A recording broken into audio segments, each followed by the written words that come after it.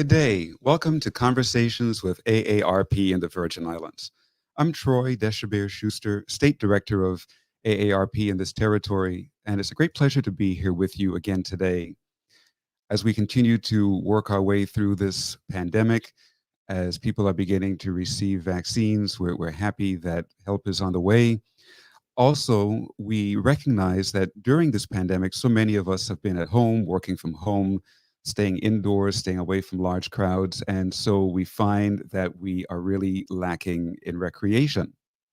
So, pursuant to that, we have with us today Commissioner Calvert White, who is the Commissioner of Sports, Parks, and Recreation, or is it Parks and Recreation, here in the United States Virgin Islands. Welcome, Commissioner White. Good day, Troy. It's a pleasure to be here. I want to thank AARP for inviting me just to share, some information to the general public and give them some of the great stuff that the department will be doing in the next coming months. Yes, I understand that you all are doing a lot of great things in that department, and we have a lot to talk about today. But first of all, tell us a little bit about VI Sports, Parks, and Recreation. What do you all cover here in this territory? And as a commissioner, what are some of your duties in the agency? Great question. So at the Department of Sports, Park, and Recreation, we are responsible for a lot of our outdoor recreation facilities. A lot of the baseball fields, the basketball and tennis courts, paddleball courts, the recreation centers fall under the Department of Sports, Park, and Recreation. We also oversee a lot of our open spaces, and under the VI code, we manage supposed to be all the public beaches in the territory. But with that, I am mandated to create recreation and leisure activities just for the betterment of our community. You mentioned beaches, and there's a question that I've had running around in my mind for a long time about beaches here in the Virgin Islands. So it's my understanding that all beaches are public. Correct. However, there are several beaches that are blocked by privately owned land, and so people cannot access the beach.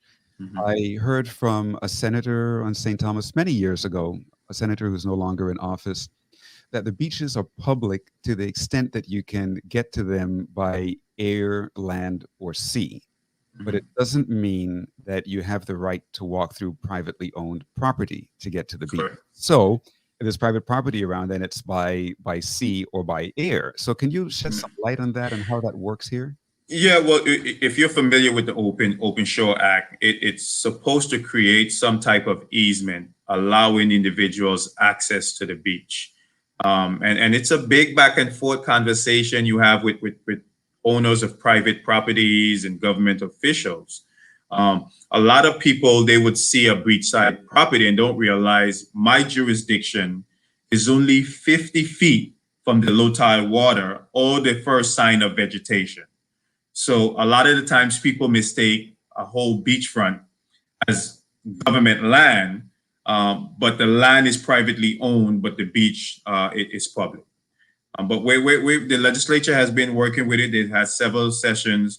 I think they're trying to get landowners now to create some type of access way, allowing for the public to get access to the beaches.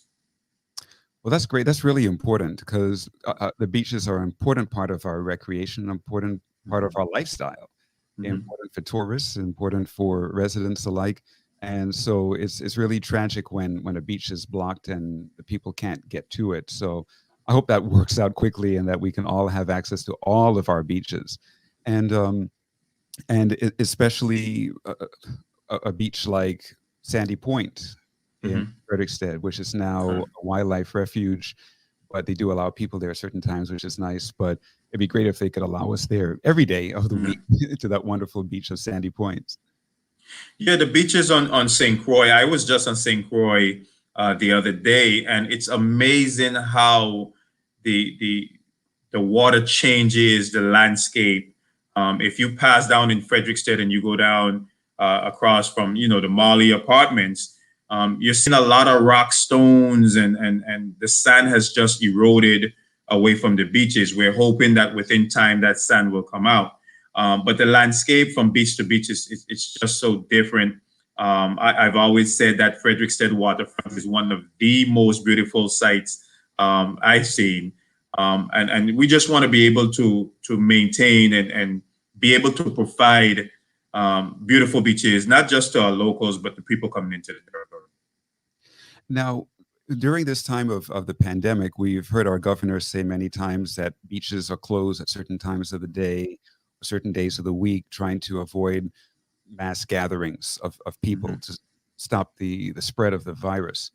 But that must be a real challenge for your department. So how have you been able to deliver your agency's mandate during this current situation? Are you all policing the beaches as well? How does that work Yeah, for you? it was a collaborative effort. We got VIPD involved. We got the National Guard involved. You know, immediately following the pandemic, the beaches probably was the only place that people were going to relax, get that leisure and recreational activity, clear your mind a little bit. And the governor, on his part, we got to give him credit. He didn't actually close the beaches. He limited the times that people was to be allowed on the beaches. Like I said, we got the assistance of VIPD to control mass gatherings. Beaches are now closing at 4 o'clock on the weekends. But we would not have been able to done it by ourselves. So I have to give a shout out to VIPD and the National Guard and everyone who has collaborated with us to make our beaches safe and still allow for people to now enjoy our beach waters. Yeah, I know that was difficult for probably everybody who lives here who enjoys the beach, but a real necessary move on the part of the governor and his administration to keep us all safe. So we really appreciate that. Yeah. And again, you know, I've offered our governor compliments over and over again because this is such a difficult time, and he has really done his best to try to keep us safe. It has not been easy. Of course, some people gripe and complain, but he has done a great job. I think that it forced all of us to look of how we are going to be operating, you know, following post pandemic. You know, the Department of Sports, Park and Recreation, we had to adjust a lot of what we do. We have to do in person. It's hard to do sports virtually. It's hard to do summer camps virtually. And for the first time since I've been in this department, we didn't have an actual summer camp this year. But I have to give credit to my staff because they came up with some creative ways to still put forth that mandate and give recreation and leisure activities. So we had several virtual programs. We had about 1 or 2 art programs that was free to the public where you could log on our Facebook page and follow along with the instructor. And we had a pretty good following. We had a dance class that also had a pretty good following.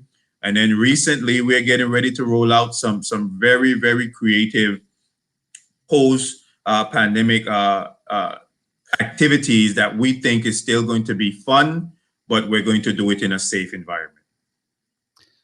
And as we think of beaches having been closed as a result of the pandemic at certain times, that is, how do you deal with, let's say, basketball courts, right? Where you have people playing basketball together, running into each other, bumping into each other. How did you manage that during the pandemic? So basketball is one of the sports I've gotten a lot of trouble for because immediately when we got into the pandemic, we collaborated with the Department of Health. And the suggestion was made to just remove all the basketball rims from the court. If there's no rims there, then we're not going to have anyone going to the facilities. So I know in St. Thomas, we removed a lot of our facilities. We didn't have that much of a problem on the basketball courts on St. Croix. We eventually replaced one basketball rim where we allowed for the half court instead of full court. So there was ways to curtail the amount of people that was using the facilities. Another example, instead of the lights now coming on at 6 o'clock, we wasn't leaving the lights come on. So once it gets dark, you know, people would leave the facility because it's dark and you can't see.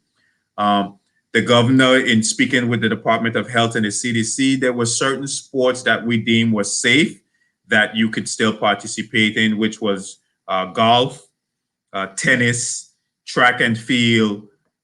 Those are sports that don't have a lot of contact that you can still play and keep your distance. So we've been allowing those sports to play for the last several months. The new executive order just allowed for baseball and softball for practices. So we are now starting to now accommodate our facilities where we have the hand sanitizers, the thermometers, the signs, make sure we're disinfecting the areas so that we can do our part, so that we can now start to get people back to our facilities to get some recreational activities. Wonderful. But while you're making it available for people to use these courts and so forth now and making them safe with hand sanitizer, et cetera, as we drive around the islands, we see that a lot of these basketball courts that are run by the government and tennis courts are really in disrepair. Correct. Does the department have any plans to repair these facilities? Absolutely, Troy. You know, and I just got some great news a couple weeks ago. We had applied for, well, not we, the governor received a grant from the Department of Interior. I think it was some $2 million that he was to designate to different agencies within the government. I want to thank the governor of the Virgin Islands for designated some $735,000 to the Department of Sports, Park, and Recreation, specifically for the resurfacing, restriping, and repainting of all of our basketball, tennis, racquetball, and paddleball courts in the territory, some 25 courts territory-wide. We recently went through the documentation and getting it approved from the Department of Interior. It was then spec'd and scoped by DPW. I just sent that up to Property and Procurement last week, and I am hoping that we get that out for bid within another week so that we can get potential contractors where we can get our basketball courts redone. That's fantastic news, you know, especially as we hear about so many reports of violence in the news and murders and so forth. It reminds me when you are working with a young child, teaching a young child, if you just tell the child, no, don't do this, don't touch that, don't go here, don't go there, then what do you replace the no with? Yeah. So when we're telling our young people, don't be violent, don't do this or that, what do we replace it with? And the one wonderful thing to replace it with is good, healthy entertainment, especially in the form of exercise. So it's great that you're going to start working on all of these courts to give our young people a way to release their energy while out there playing tennis, playing basketball, paddleball, etc. So I'm really looking forward to that. And at AARP, we're always advocating for that. One of our big campaigns nationally is livable communities. And even though AARP is geared mostly toward the population 50 years of age and older, that's one of the campaigns that we have that's geared to people of all ages, our Livable Communities campaign, creating livable communities for people of all ages. And one of the domains in which we work is outdoor spaces and parks. So that's why we have formed a partnership with the VI Sports Parks and Sports Department, and we're going to be talking a little bit about that. I always get that title mixed up, so correct me. Is VI Sports Parks and Recreation? What is it exactly? Virgin Islands Department of Sports, Parks, and Recreation. Okay, Virgin Islands Department of Sports, Parks, and Recreation. Very well, corrected. So one of the things that AARP did all around the country recently to celebrate our 60th anniversary, 60 years in existence, is to install a fitness park in every state and the territories we serve, which are the territories of Washington, D.C., Puerto Rico, and the Virgin Islands. And so we worked with you and your department to install one of these AARP fitness parks here in the Virgin Islands on St. Croix. So tell us a little bit about that from your perspective. Well, first, I want to say, thank you to AARP for considering the Department of Sports, Park, and Recreation in this partnership. I think we started conversation about the Fit Lot a little over a year ago. It's been a long haul. Some frustrations in between, but from the onset of the project, I knew it was going to be a great project. It just was a no-brainer what we wanted to do as far as our mandate and create these outdoor activities. And I think the timing was right because we started this process pre COVID-19. Um, but it's so fitting now because with the pandemic, now we have a facility that's outdoor, that gives more space. The location that it's placed, which is at the Altona Lagoon, if you go there on any given day, you see a lot of people walking the grounds. Now you have a facility where any individual, young or old, can now walk the grounds of Altona Lagoon, and then after that, head right over to the structure and now get a actual physical restraint workout. So it's a big hit. The department has been getting calls as far as when the classes are going to start. People are excited. They're ready. But, like I said, it's just something that I'm so thankful for because we do a lot of collaborations within this department. And for AARP to come and fund this project 100%, funded 100%, that was a blessing to this department. It really was. Yeah, it's our pleasure. We always look for ways to do for the community. And by the way, everything that AARP does here in the Virgin Islands, all of our workshops and all of our community outreach activities, all of our events are all free to the community. We never charge for anything. One very popular product that we had here in the Virgin Islands, but is now on hold until the pandemic lifts, if you will, is movies for grown-ups. So it's a very interesting program that we have throughout the United States. And what we do is we look for movies where the main star is over the age of 50. And we highlight that movie to show how active people over the age of 50 can be. And then we screen that movie all across the country, and we buy up all of the seats in the cinema. And we allow everybody to come enter for free until the cinema is full. And so here in the Virgin Islands, we were doing movies for grown-ups on St. Croix and in St. Thomas every month. And it was a really big hit, but then because of the pandemic, we had to stop. So we look forward to that. But that's another one of our programs that we put on that's free to the community. Well, so what?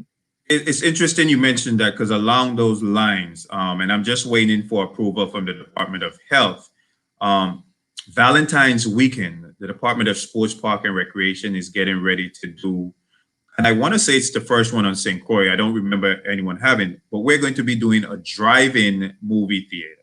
Oh, wow. Yeah, so we're doing it at the Educational Complex Field, and we're showing two movies. At 6 o'clock, we're showing one for the youth, our children, and then 45 minutes after that, we're showing a more adult movie or a more grown-up movie for the adults. You can stay for both shows, so just $10 extra.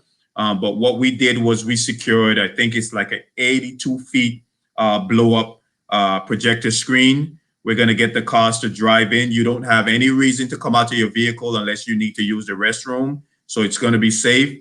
There is going to be refreshments there, but we're actually going to be going to the cars and delivering that. So I'm looking forward to that. Like I said, we had to think outside of the box to still be able to bring leisure and recreation activities, but do it in a safe way. And I think this is going to be a big. That's fascinating. Yeah. The AARP can participate in sponsoring one of those. Absolutely. And I was a little worried that when I gave the proposal to the Commissioner of Health, she was going to be like, no, we don't want to do that right now. But I was really surprised when she was all for it. The fact that people don't have to leave their cars to come out and do anything, and you still get to enjoy a movie.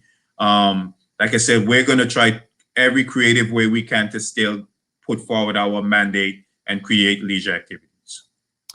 Fantastic. And going back to the fitness park, the AARP Fitness Park in Altona Lagoon, I want the public to be aware that all of the equipment except for one item is handicap accessible. And I saw that your department put in a wonderful ramp leading up to the fitness park so that even people on wheelchairs or on a walker or a cane can access it easily. And so we invite everybody to come out, even people with disabilities. Please come and see the fitness park and enjoy it. and get some exercise there. You mentioned that people are already calling regarding the fitness classes. So Yeah. in the near future, again, as the pandemic begins to lighten up, hopefully AARP will be providing a grant for approximately 3 years to your department to hire a fitness instructor to give fitness classes there for people of all ages, not just Correct. the older population. Correct. And again, I want to emphasize that this fitness park, even though it's sponsored by AARP, is for people of all ages. If you're an adult, right, 18 and older, Yes. we don't want children going there and getting hurt unless they're accompanied by an adult. But for everybody, 18 years of age and older, please visit the Altona Lagoon. Please use the wonderful facility, enjoy it, and strengthen your body and become more healthy as a result. And so, going back again to some of the things that your department is doing, you mentioned resurfacing the courts, Mhm. but I understand that you're also going to be putting in nets on the tennis courts and basketball rims that have some unique features. Tell us about that. Correct. So currently, we want to create an environment where, like we said, young and old can come to our facilities. In my assessment, I realized that, you have one standard size rims. We wanted to replace the rims so that they're adjustable. That way, if you have a younger kid coming to the facility, you can actually wind the rim down so that they can reach the rim. So we're getting ready to replace the current system that is there now to the adjustable rims. To add to that, Troy, we want to change out the lighting system. We have the old solar high pressure sodium lights, and we want to replace those with the LED lights where we can, one, save on our light bill, get a more efficient light. And it just makes all around for better facilities. The high pressure lights, when you turn them off now, it takes about 20 minutes for them to turn back on. With the LEDs, you turn them off and turn them on just like that. So that's just some of the things that we're doing to improve our facilities, so that when we now open back for the public, they're coming back to something new and improve. And like I said, our ultimate goal, like AARP, is just to improve the life of people. And we're going to do that through our facilities. Fantastic. And I understand that in the renovation of all of these courts that you're going to be starting maybe in the vicinity of Frederiksted, St. Croix. Yeah, absolutely. My very first court is going to be at the Emil Henderson basketball court in Frederiksted. We are going to start from the west and come back up. Actually, I might do that court first and then go up to DC Cannegator, just because of the volume of people that use DC Cannegator. We want to get that one out first. But just to name some of the courts, we're going to be doing the courts in Scion Farm, which is Rudy Krieger. In WIM, we're going to be doing Reynold Jackson, DC Cannegator, the court in Princess. There's about 11 facilities that have either basketball courts, tennis courts, or racquetball courts under my purview that we are going to be resurfacing and redoing. Very nice. And talking about our beaches and beach access, AARP, in our capacity as advocates, participated in some interesting advocacy, some interesting legislation to facilitate beach access through the use of beach ramps. So tell us a little bit about that and the progress on that project. Yeah, we have a great ADA coordinator in Julian Henley, who came to the office one day, and he just loves the water. And the beaches being under my jurisdiction, he said, "Man, Commissioner, I have a hard time getting into the water. I'm confined to a wheelchair. What is it that we can do together to make this an easy transition, getting from the sand to the water?" And we did some research, and we came up with what's called the access mats. Just a mat that you put down in the sand that assists anyone in a wheelchair, or not even a wheelchair, someone who may have an injury. The elderly person who don't want to walk in the sand. We had an opening ceremony, I think last month. But these we want to place throughout several beaches throughout the territory. I think the legislation was passed for 2 on St. Croix, 2 on St. Thomas, and 1 in St. John. Of course, with extra funding, we can do more facilities. But just something simple that again is going to improve the quality of life for our seniors or anyone who have any type of injury.